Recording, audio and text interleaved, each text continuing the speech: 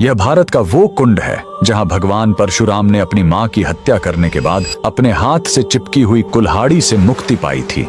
यह कहानी है महान ऋषि जमदग्नि और उनकी पत्नी पतिव्रता रेणुका की। कहते हैं रेणुका हर दिन नदी से कच्चे घड़े में पानी लाती थीं और उनके सतीत्व के बल से वह घड़ा टूटता नहीं था। उनके 5 पुत्र थे जिनमें सबसे छोटे थे विष्णु अवतार परशुराम। एक दिन रेणुका ने नदी में कुछ गंधर्वों स्वर्ग के संगीतकार को जल क्रीड़ा करते देखा। उन्हें देखकर एक पल के लिए उनका मन मोह में पड़ गया और उसी क्षण उनके सतीत्व का बल टूटा और कच्चा घड़ा टूट गया। जब वो आश्रम लौटी तो ऋषि जमदग्नि ने अपने योग बल से जान लिया कि उनका मन भटक गया था। वो इतने क्रोधित हुए कि उन्होंने अपने पुत्रों को आज्ञा दी, अपनी मां का वध कर दो। जब चारों बड़े भाइयों ने मना कर दिया तो क्रोधित पिता ने उन्हें तुरंत पत्थर बन जाने का श्राप दे दिया। इसके बाद परशुराम ने पिता की आज्ञा को अपना धर्म समझा। उन्होंने भारी मन से अपनी कुल्हाड़ी उठाई और अपनी ही मां का सिर धड़ से अलग कर दिया। उनकी आज्ञाकारिता से प्रसन्न होकर जमदग्नि ने वरदान मांगने को कहा। परशुराम ने तुरंत अपनी मां को फिर से जीवित करने और साथ ही पत्थर बन चुके अपने चारों भाइयों को भी मुक्त करने का वर मांग लिया। सब फिर से जीवित हो गए, मानो कुछ हुआ ही ना हो। लेकिन कहानी यहीं खत्म नहीं हुई।